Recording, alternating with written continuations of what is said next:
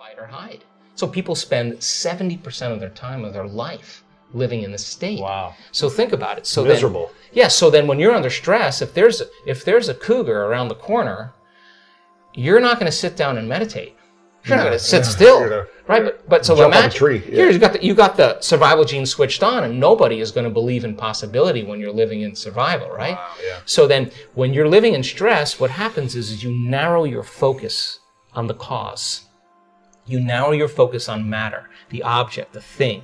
And so people get switched on, and all of their attention is on their outer world. When the hormones of stress kick on, your body gets an arousal. Now your attention is on the body. And of course, when you're under stress, you're trying to predict the future based on the past. And now you're literally enslaved into three-dimensional reality. So then how do you get what you want? You got to try harder. You got to force it more. You got to work harder. You got to fight for it. It's matter trying to change matter. It's exhausting. And people just burn out, right? So then we now know that when you go from a narrow focus on something and you begin to open your focus, you create sense and awareness that the act of opening your focus causes you to stop thinking. And if you stop thinking, you no longer activate those circuits and you start to slow your brain waves down. And as you slow your brain waves down, you start connecting to that autonomic nervous system, the thing that's giving you life. And all of a sudden, when you get beyond yourself, it says, he's gone. Let's step in and just clean up this mess before he gets back. Really? And its job is to create order and balance. So your body will start to do that for you. The innate intelligence will step right in. Once you connect, you got to connect. So you got to know how to change your brain waves. You can't change your brain waves. Wow. You stay in that active state. You're basically moving furniture around. You're analyzing your life within some disturbing emotion. And I can tell you, after looking at all those brain scans, if you're analyzing your life within some disturbing emotion, you're going to make your brain worse. In fact, you are thinking in the past, right? So you teach people the formula, how to open their focus, change their brain waves, connect to that invisible field, and all of a sudden different compartments of the brain start synchronizing. The front of the brain starts talking to the back of the brain. The right side starts talking to the left side.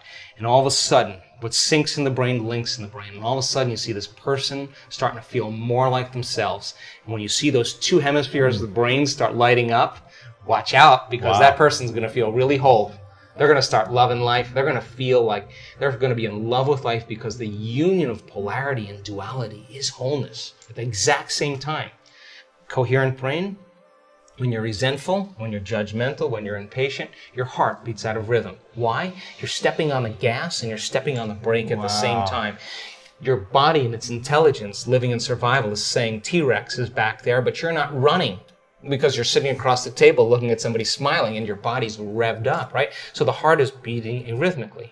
And when that happens, you're squandering, or you're using all the body's life force and turning it into chemistry, right? Using all that energy to survive as opposed to think beyond. Right. So you're drawing from your vital life force, that invisible field around your body, and you're turning it into chemistry. You actually are going to shrink your own field. The hormones of stress cause us to be materialists, right? When we're under stress, we're using our senses to determine reality. So now you feel more like matter and less like energy, more separate from possibility. So then, to teach a person then how to regulate that heart center. And we do this, we've done 6,000 heart scans. Why? Because if I can teach you how to get in that heart state, and I can teach you how to activate that center, and I can teach you how to regulate an elevated emotion, the heart starts to create a very coherent signature. And when the heart starts beating like a drum, like dropping a pebble in water, it begins to produce a measurable magnetic field up to 3 meters wide. Now you're more energy than matter, more wave than particle. Wow. Now, that field that's being created is measurable, and that's an energy, and energy is frequency, and all frequency carries information. So what is the information when it makes it here? That you're sharing into the world. It could carry the thought of your healing. Why? Because it's consistent with the energy. Guilt isn't going to carry the thought of your healing. It's a different frequency. And all of a sudden now, the person is elevating their emotional state and they're allowing their thought to be carried on that frequency. They're broadcasting a whole new energetic signature. But thoughts are the language of the brain and feelings are the language of the body. And how you think and how you feel creates your state of being. So then the question is, if you keep practicing creating that state of being, it should become familiar to you, yes or no? Yes. The word meditation literally means to become familiar with. So then if you're practicing moving into these elevated states and your heart is coherent and we're measuring and I can say, Louis, you got it. Now do it for 30 minutes. Now do it for 60 minutes. And you practice creating that coherence. You'll know when you're there and when you're not. Yes or no? Sure. And then you would be able to say, like a skill, like anything else, give me a minute.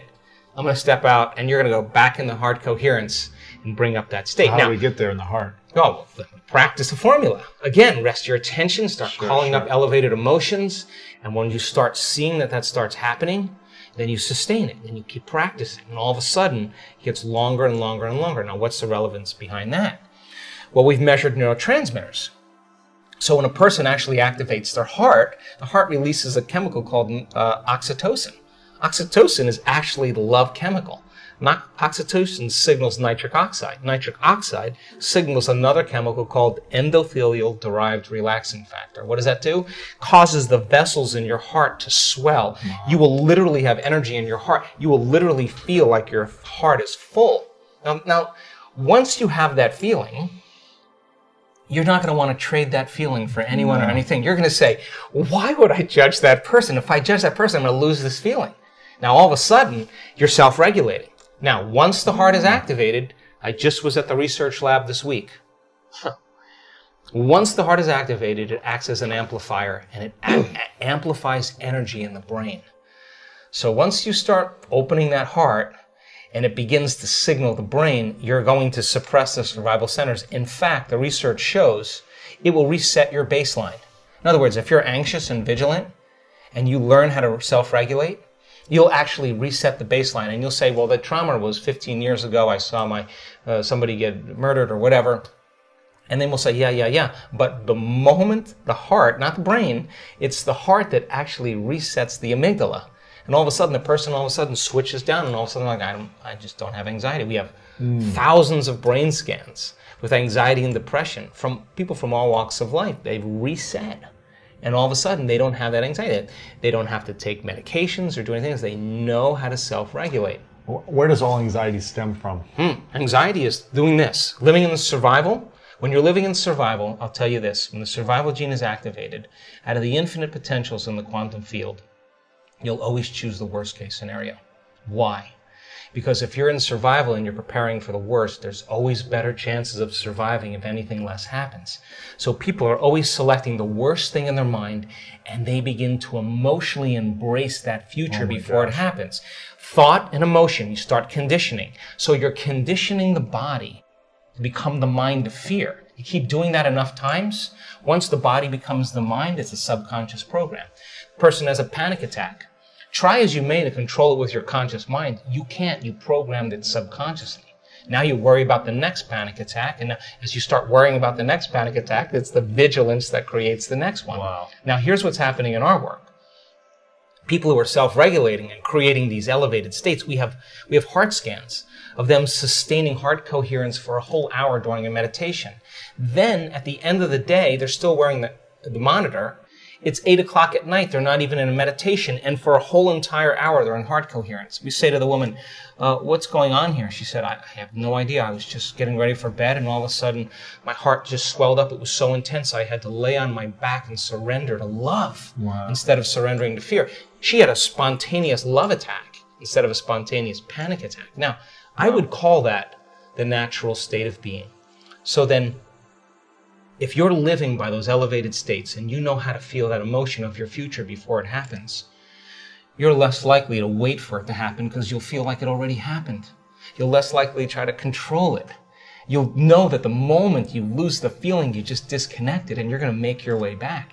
And when you get good at it, no person, no thing, no experience can take it away from you. Wow. Now you're empowered.